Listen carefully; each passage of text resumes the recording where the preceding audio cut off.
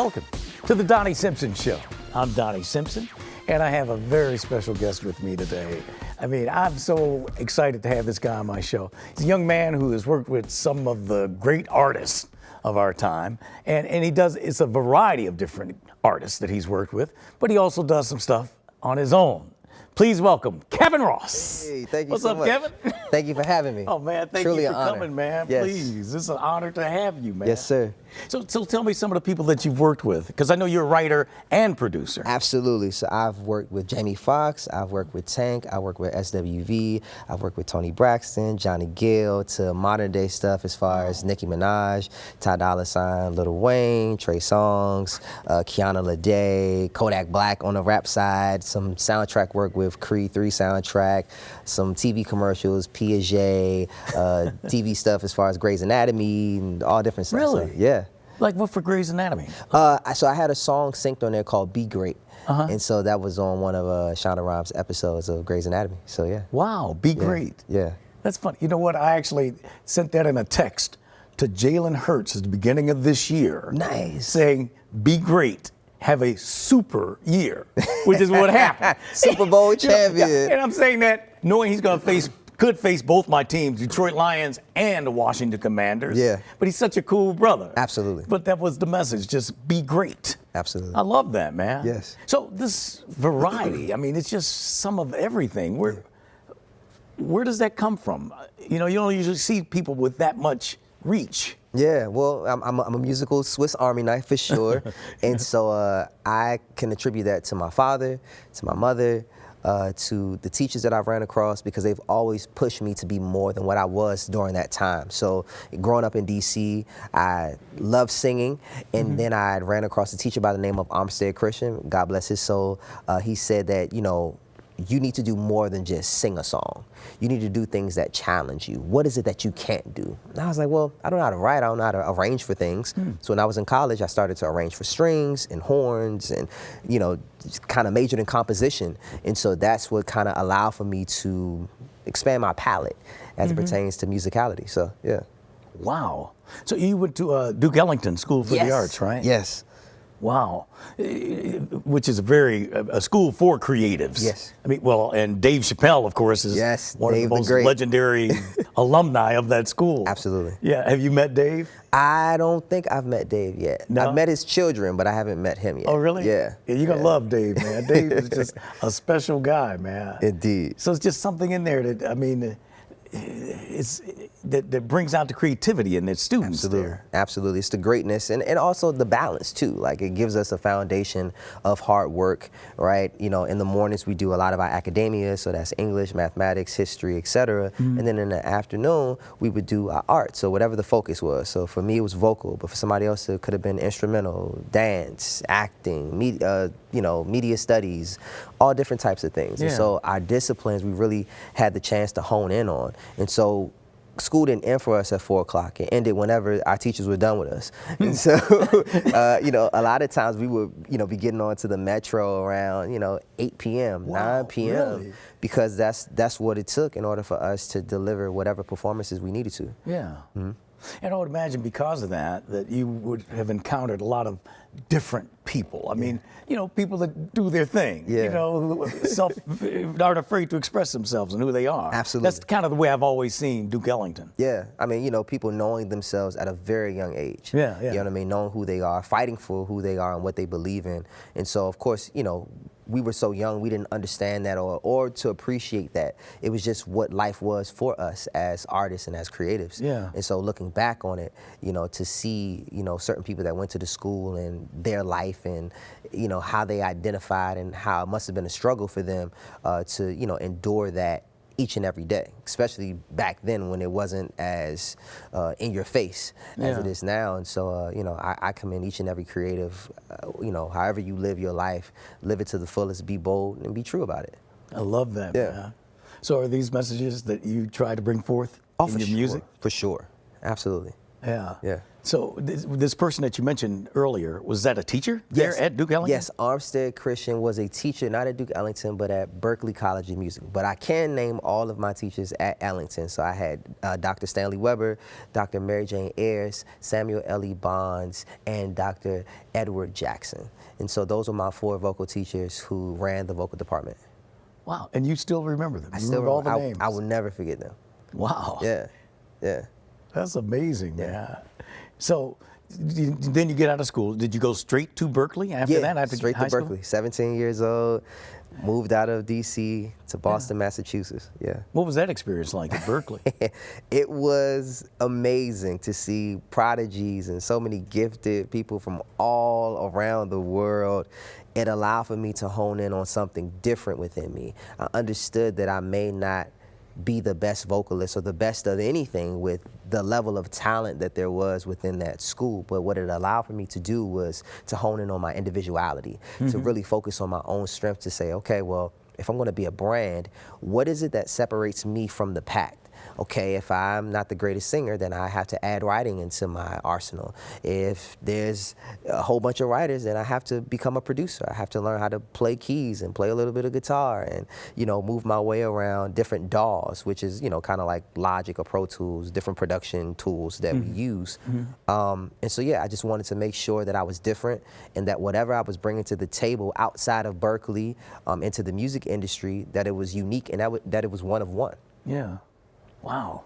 Man, it's amazing to know that you were that focused at such a young age. I mean, it sounds like from the beginning, you knew that you were an artist, that this is what you were going to do. I knew I loved music. Yeah. That I can say. I love music. I didn't know what it would actually, you know, transform into, but I knew that I wanted pieces of music to live forever. I didn't know that I would be singing it or whatever, but I knew that composition and writing things like Ellington, like Bach, like all of these people hundreds and hundreds of years ago, even to, of course, you know, modern day geniuses like Stevie Wonder, I wanted pieces that could live forever.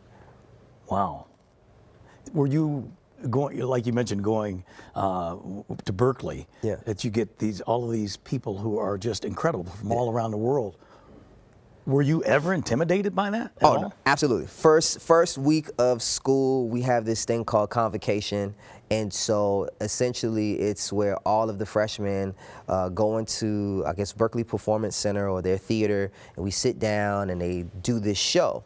And so there was this guy that came on stage, he's singing, and I mean, killing, vocally unmatched. And so I'm sitting there and like, all of us are like, who is this teacher? Like, this guy's unbelievable. There's like, he's not a teacher. He's 19 years old. Like, he's literally a sophomore in college. I was like, that is unbelievable. Just vocally leaps and bounds how far he was ahead of everybody else.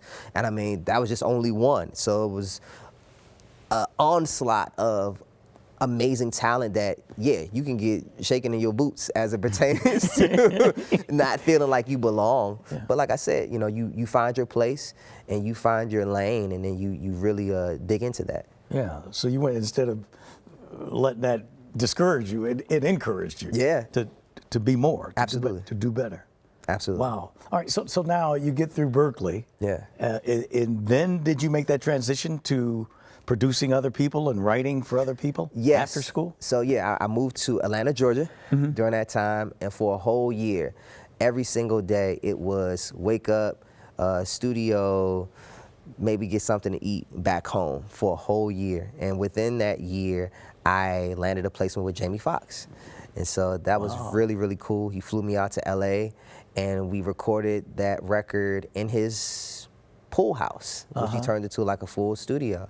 And yeah, that was my first placement. And that was my first time understanding that just because you have a placement doesn't mean that it's going to pay your bills as well. So that was really cool as well. Yeah. Wow. So, I mean, when you get that call from Jamie or Jamie's people, what's that moment like for you? Oh, it was crazy, because I wasn't expecting it at all. Yeah. We had did that song like 7 months prior. So I wasn't even thinking about that. I was literally in my pajamas eating cereal on a Saturday. I remember it like it was yesterday. And I get a call and they're like, yo, how fast can you get to the airport? I was like, what's going on? And it's like, yeah, Jamie wants to cut the song today.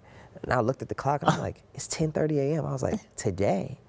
And he was like, yeah, like, you need to get on the plane. You know, we're looking at flights at 1:30. Can you get there? And I was like, yeah, I can get there.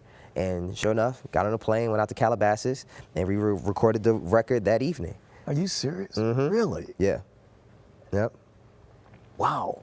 Was that intimidating? I mean, this is Jamie Foxx. Well, I mean, half of the work was done for me, right? Because the song was already done, so I didn't have to write it in front of him. It was me having to vocal produce him.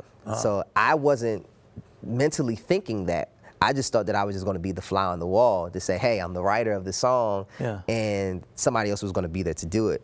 And when Jamie came in, he's like, I love this song. So he's like, so you wrote it? He's like, yeah. And so he's like, yeah. So you're going to vocal produce me, right? And I was like, yeah, yep. That's what I'm gonna do. Yeah, that's what I'm gonna do. But he's so cool. He's so dope. Oh, Jamie's cool as they come, man. Absolutely. Wow. Yeah. What a moment. That's my first placement, first experience. Yeah. Really? So you did it that day. Did you finish it that night? Oh, did you do it in one? We had no choice but to finish it that night. Really? Yeah, because we had to get on the plane the next morning. Day. So you get on I'm just curious to know what your thoughts are that next morning. I mean, you get on the plane, it's like, it was a blur. Did this happen? What just happened here in the last 24 hours? It was a blur because this is during the time where like social media was just starting to get its legs, and so it wasn't like I could really fully broadcast it in a way like on Twitter or Instagram or something like that. And so it was just kind of an experience that I just kind of had to keep to myself and kind of like smile on the inside, tell my mom and dad like, I worked with Jamie Foxx. This is so crazy. And so I would have a lot of experiences like that to come. Yeah. Wow. Man, I would have been on the plane nudging the lady next to me. So what'd you do in LA yesterday? For sure. You want to know what I did? I worked with Jamie Foxx. With Jamie Foxx. Yeah. Wow. Yeah. So what was next? What happened after that? Then I worked with Johnny Gill after that in St. Louis, oddly enough. That was really fun. And then Johnny's a singing brother. Oh, man. yeah, for sure. Oh my goodness. For sure. Johnny's a very dear friend of mine. Love Johnny, man. Yeah. DC boy. Oh yeah, DC of course. Yeah. Of course. Yeah. I ended up working with SWV. That was really fun. And so oddly enough, early on in my career, I worked with a lot of vets, with a lot of OGs. And I was like, God, what is happening here? Yeah. And what he wanted to show me was what my future could be in a sense of being poised, being humble, being grateful to learn the lessons, that needed to be taught to me in order to sustain and to have a career in this. And so I'm grateful for that, to work with all of these vets early on in my career. So Johnny, SWV, Jamie, Dave Hollister. Oh, wow. Another singing brother. Yeah, a whole bunch of singing people, man. right? And then I started to skew more younger, and then I landed my first #1 record with Trey Songz and Nicki Minaj. And so that kind of changed everything. That changed my address, that changed a lot. And so, yeah. What do you mean change your address? Oh, yeah, the residuals. Oh, okay. The residuals. I get it. Those type of records allow for you to, advance financially in a different way. So, the apartment became a townhouse. Or different things like that. So, yeah, it was really awesome. Right. So, were you surprised at the level of income? Yeah, for sure. Because, it was literally like, we recorded the record in April. It came out in July. My first residual check came that July later.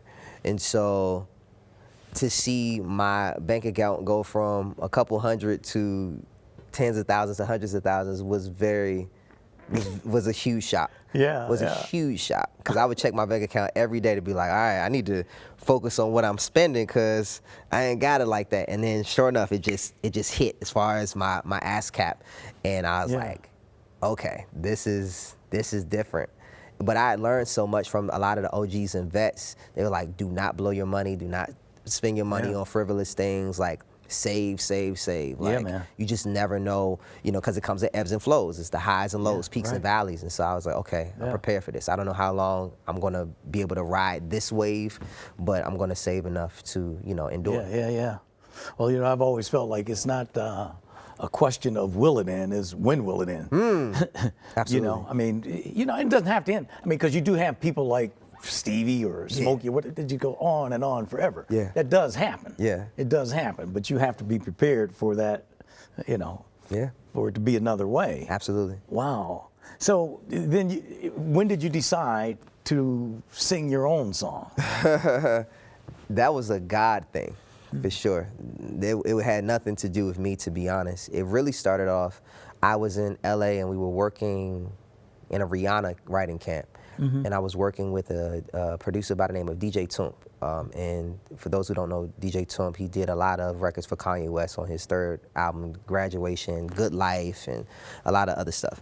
And so I'm in a session with him. He's late, and he's significantly late. So they have a piano. So I'm playing piano and I'm singing because I think I'm by myself. And then I look behind me randomly, and he's there. And he's like, "You an artist?" And I was like, I don't know about that. I was like, I sing, I play, whatever. I said, but I'm really here to write. So we wrote a song, and it was good enough to have the A&R come in and listen to it. And then that A&R was like, I'm going to get LA. And so LA Reid at the time. And so LA comes in, and DJ Tump stops him and says, hold up, before you listen to this song, you got to listen to this kid. And so DJ Tump was like, look, you need to go to the piano and you need to sing what you did when I caught you singing. So LA Reid sitting next to me on this piano bench, and I'm singing songs, and we're just having a blast. And so that got around the writing camp that is like, LA's interested in signing this new kid, yada yada yada.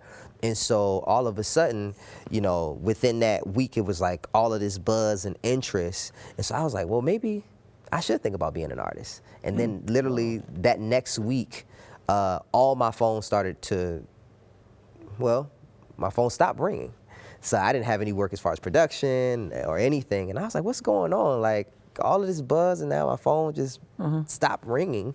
But what ended up happening was, it was kind of like God was isolating me so that I can kind of develop my own sound. So that allowed for me to figure out, okay, who do I want to be? What do I want to sound like?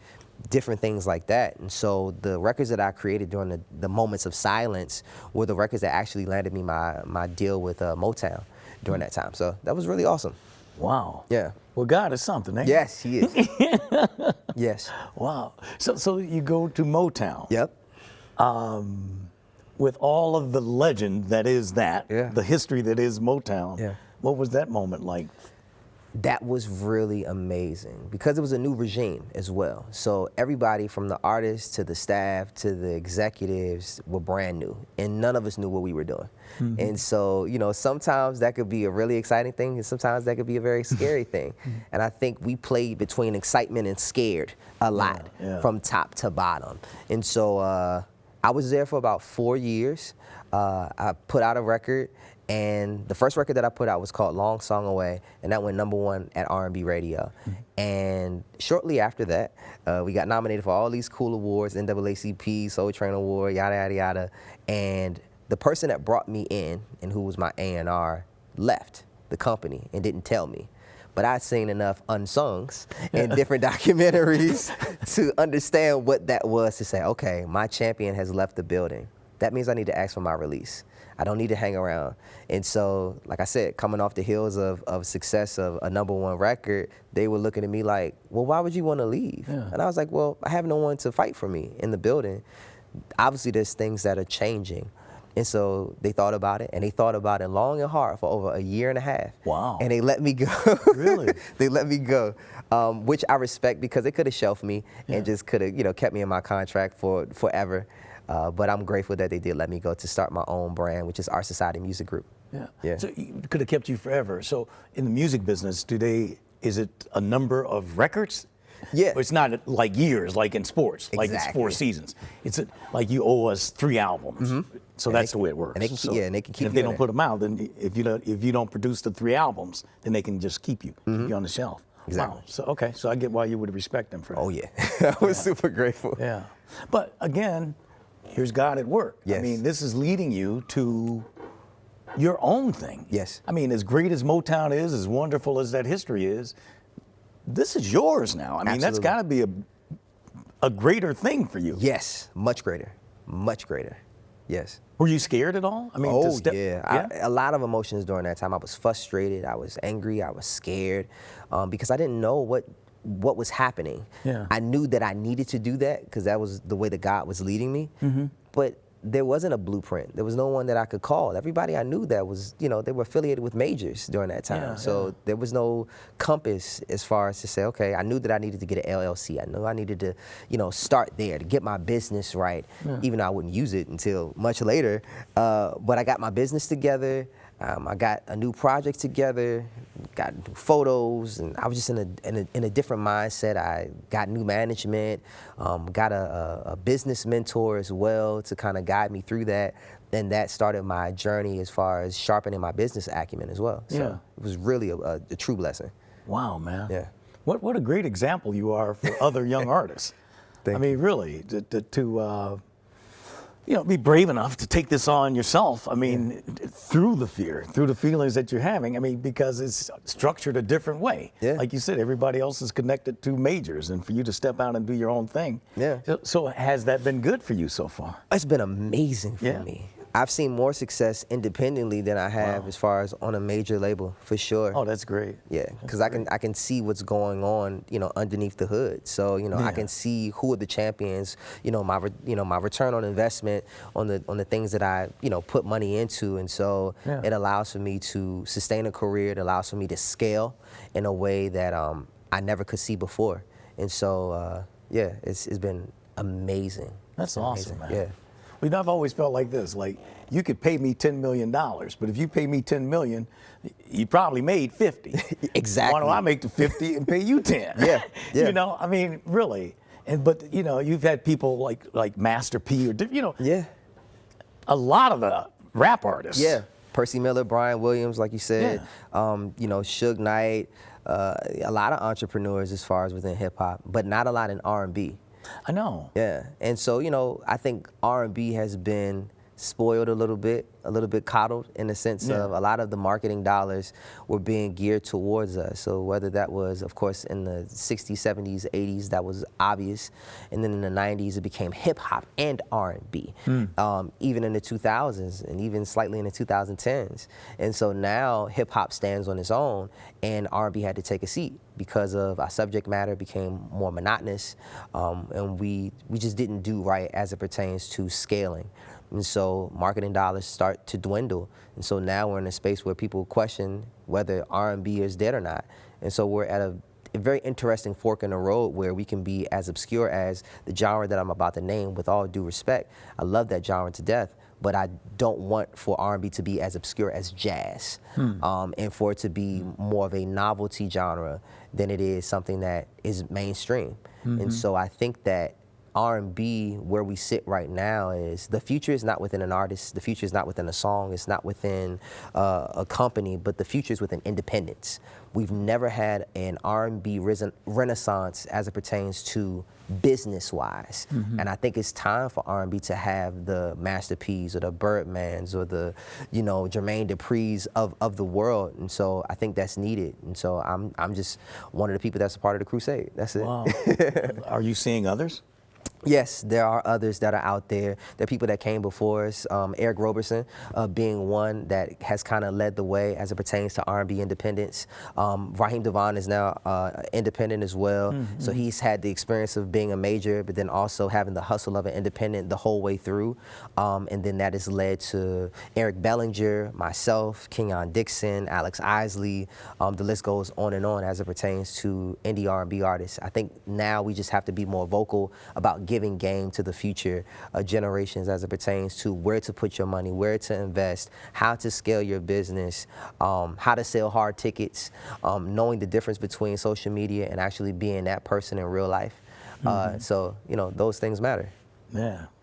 Man, I'm glad we need you on that wall. Sound like a few good men. I mean, really, it's just awesome to hear a young brother like you saying this, man. That's taking a stand for R&B. Yes. That's awesome, man. I'm loving this, bro.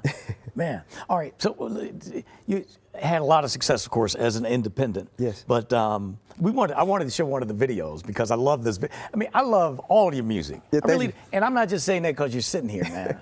I'm telling you, you just have this space that you exist in Thank is you. just so cool to me. Thank you. You know, it's so cool. So I want to play one song because I think that it represents that. Yeah. And it's Sweet Release. Ooh, yeah, I like that. Yeah. Yeah. Plus the model in the video is not bad either.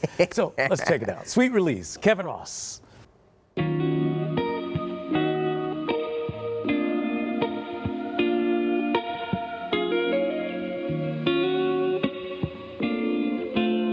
Just sit back and let it play, yeah. You know drive is underway, yeah. Those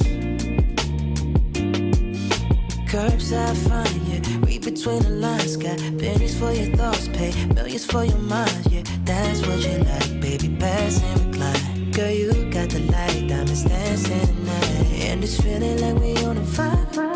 Trying to turn the day into a lucky night. You know I love it when we kiss and ride. It's automatic like a 45. With the dash on caution, know anything goes. Stress won't hold now. Once we hit the road, don't you worry about a head on your pretty little head. Let it go, go. It come and get you a little sweet release. Give me a shot. Open up, I never miss, girl, I got. Give me time, put you in for sweet release. As soon as you go, I change the way that you feel, make it sweet, sweet, sweet. Yeah, bring it in. Same team, who we up against for the win. Co-star to your main event, evident. No one better than you're my sugar binge, insulin. I go crazy for you, I get militant. Rounds off, I know they waiting to see it downfall, but we still kicking it like a brown ball. Whenever you need it, you know I'm on call. You better believe it. With the dash on caution, know anything goes. Stress won't hold now. Once we hit the road, don't you worry about a head on your pretty little head. Let it go, go. Come and get you a little sweet release. Give me a shot. Open up, I never miss, girl, I got. Give me time, put you in for a sweet release. As soon as you go, I change the way that you feel, make it sweet, sweet, sweet. Hey.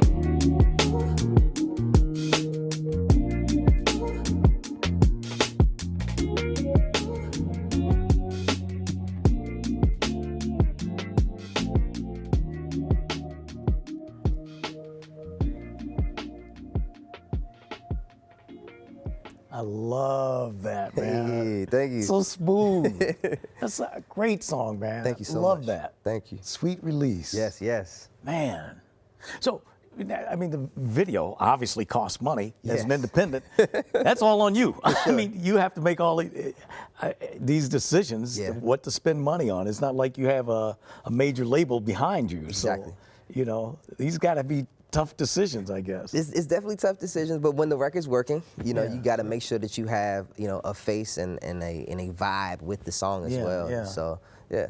How important is a music video like that nowadays? Of course, you know, back in the day when I did Video Soul, I Yeah. mean, music videos was life That was to the thing. artists. That was Like everything. a make or break your song. Yeah. Right, that was everything. Yeah. How important is that now? I mean, I think videos in general, you know, we're in a visual world, right? And Yeah. so whether you do a full production of a music video or not, people need to see who you are. So whether that's through socials, whether that's through YouTube, you know, a lot of the video programming, you know, is starting to dwindle. But nonetheless, you still need videos that are out there so that people can see who you are, to match the face with the brand, to match the brand with the sound. Yeah, And so yeah. I think it's very important. And so I think now what people are leaning more into are short form content. So instead of the videos being as long as and extensive as the Michael Jacksons and Janet Jacksons, where these would be short films. Yeah, right. Now it's like, you know, people's attention spans is 30 seconds, which is crazy nowadays. So they're like, all right, get it in within these 30 seconds. Can you entertain me in 30 seconds to make me want to go into your funnel of brand? And so, yeah. Right. Wow, 30 seconds. 30 seconds. That's It's all like you got. Sesame Street, man. It's like this got to be quick. 1, 2, 3, 4, 5. It's like, wow. Yeah. That's amazing. Well, talking about the importance of music videos, what about radio? Oh my God. Because radio used to be so important. Is it as important now? Absolutely. It's still important. You know, I think TV, radio, I mean, these are kind of like the golden standard. So no matter what you do as far as within the DSP world, digital streaming platforms, your Spotify, your Apples, you can be as viral as you want to be. But once you cross over into the threshold of radio or TV, the public still perceives that as success and as making it in a sense. So it's still important. And I think that depending on your audience as it pertains to radio, going back to that, if you want to sell tickets, then radio is your best shot, because there is no other constant medium that has been there to get your product broadcasted daily. You know, social media is different. Now you have to buy into your followers. So whatever amount of followers that you've built up, you don't have 100% access to it. You may have 7% tops, and the rest of it you have to actually boost and pay for to reach the audience that you worked for. And so that can be expensive. So with that being said, radio is still an important factor. I would rather bank on radio than to boost my post in order for me to put butts in seats as it pertains to shows. Right. So these talents that you have, these many talents, a Swiss knife of music, is that what you? Yeah, Swiss Army knife. Yes. What do you feel is your greatest talent? Is it writing? Is it producing? Is it as a performer? It is my relentlessness. Has nothing to do with my musical abilities. It has everything to do with the innate abilities that God has given me, in the sense of not having the inclination to give up. To be honest, it's my tenacity. To be honest. I love that. That's great, man. You can never give up. Yes, sir. Wow. Okay. Looking ahead, are there artists that you would like to work with that you haven't? I mean, I haven't worked with Stevie Wonder yet. So that's still the ultimate. That's the ultimate. Like, everybody else is kind of like, they say, like, shoot for the moon and land on a star. Like, I've landed on several stars. I just haven't landed on the moon yet, which is Stevie for me. Stevie. Yeah. So wow. I'll continue to land on stars, but I don't think that I will be fulfilled as it pertains to working with people until Stevie. And I work with people in close proximity: David Foster, Babyface, Diane Warren, different people like that have so many different stories, but not the man himself. The man. Yes. Stevie. So he's your all-time favorite artist? All time. What's your favorite? Man, maybe this is unfair. I certainly wouldn't ask Stevie this question. You know, your favorite song, because I know it's like your songs are like children to you. You know, but do you have a favorite Stevie song? It depends on my mood. Okay, let me just narrow it down to the album. Okay. Songs in the Key of Life. Yeah. So let's start there. Please. Let's start there. Yes. And then if we can get into songs, oh my gosh, it's either Summer Soft or Ass or wow. I mean, that album is powerful and potent. So I'm gonna give you my favorite line from that whole album, and it's in that song, in Ass, when he says, "For God knew exactly where he wanted you to be placed." Ooh. Yeah. I love that line, man. Yeah. Wow. I hope you get to do that, man. Have you met him? I've met him in passing, but I haven't been able to sit down with him. I got a call from India Ari last year, and she called me, and she was like, "Kevin, what are you doing?" And I was like, "Nothing. I'm just, chilling with family. It's like the Thanksgiving holiday." So she's like, "I just got off the phone with Stevie." I was like, "Thank you for putting that in my face." She's like, "As I'm talking to Stevie, your song came on, and as we're talking, he just stopped talking. He's just listening to your song." Wow. And he was like, "Wow." And I was like, "And you called me to tell me that?" She was like, "Yes, absolutely, because that is phenomenal." I was like, "Oh my God!" And so I was like, "Thank you for sharing that message with me." But yeah, I feel like I'm getting closer. Every step of the way, I'm getting closer to at least sitting down with him. I don't have to work with him, but just at least sit down with him. Yeah, man. Yeah. Stevie's special, man. He's one of a kind. I'm telling, obviously. Yes. You know, I mean, just one of the greatest artists ever. So who are some of your other influences through your career? Donnie Hathaway, Prince, Maxwell, Neo, Smokey Robinson, Patrice Rushen, Maurice White. It's so many. It's so many. Joni Mitchell. Wow. Yeah, it's a lot. Yeah. It's a lot. So where does the hip hop come in? Oh, How do you make that? So hip hop comes in for sure. So of course, you know, Diddy, you got Master P, you got all of Cash Money. Yeah, I mean, it's a whole bunch because I grew up in that. So, you know, I'm definitely a product of it, but my parents were old souls. So, you know, growing up in a house in the 90s and, you know, instead of listening to Bad Boy or whatever was on the radio, they're still listening to the Delphonics. They're still listening to the Stylistics. They're still listening to the Intruders and the Shy Lights and stuff like that. So it was a trip. And so that's kind of, you know, allowed for me to have a wider music palette, for sure. Yeah, right. Wow. Look, when kids in the future talk about you, what is it that you want them to say? Wow. Wow, that's a great, and that's why you're a legend. It's very rare for questions to knock me off my feet, and that did. What I want for children to think of me was that he was a part of pushing music forward and keeping the tradition of being a creative and an artist alive. Because that is very odd to say nowadays in the sense of I stand side by side or shoulder to shoulder with artists who may not necessarily be musical, or necessarily creative. And not to say that is a new thing, because it's not, but it's definitely more of a trend now. And it's, looked at as okay to not have talent, but to just be constantly seen and visible. And so at least I want for kids to say that he kept artistic integrity intact, so that it can be another generation that is after me, or generations that's after. But I'm one of many for sure. So yeah. I love it, man. That's great. Well, they're going to say great things about you, brother. I'm telling you, I'm so happy to meet you today, man. I'm so happy to have you on the show. Yes, sir.